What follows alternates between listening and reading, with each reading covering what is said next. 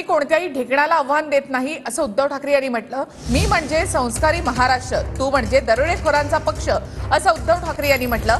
एकतर तू राहशील किंवा मी राहीन या वक्तव्यावरून उद्धव ठाकरे यांनी स्पष्टीकरण दिलेलं आहे। तुझ्या नादाला लागण्या इतका कुवतीचा तू नाही, ठाकरेंनी फडणवीसांना हे उत्तर दिले।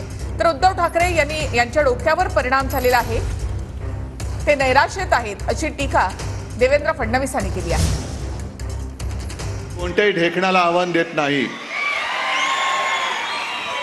मी म्हणजे कोण आणि तू म्हणजे कोण हे समजून घेतलं पाहिजे। मी म्हणजे माझा संस्कारित महाराष्ट्र आणि तू म्हणजे महाराष्ट्रावरती दरोडे टाकणारा दरोडेखोरांचा टोळक्यांचा पक्ष जो आहे तो अख्खा पक्ष। मग त्यांनी सांगितलं माझ्या नादाला लागू नका रे, तुझ्या नादाला लागण्या एवढ्या कुवतीचा तू नाहीच आहेस।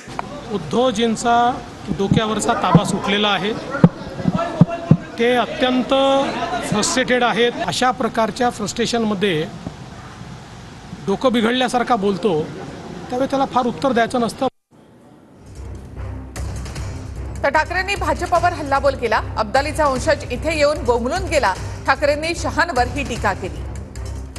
शहांना संघाचं हिंदुत्व मान्य आहे का असा सवाल ठाकरेंनी अमित शहा यांना केला आहे।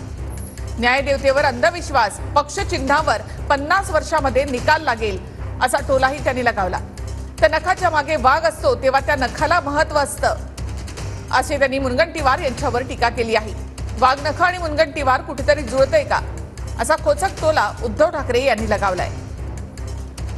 आपल्या फलकांवर आता धनुष्यबाण नको, मशाल हवी असं उद्धव ठाकरे यांनी कार्यकर्त्यांना म्हटलं आहे। मशाल घराघरामध्ये पोहोचवा असं आवाहन उद्धव ठाकरे यांनी केलं। लाच देऊन मतं विकत घेत आहेत, लाडकी बहीण योजनेवरून सुद्धा त्यांनी टीका केली।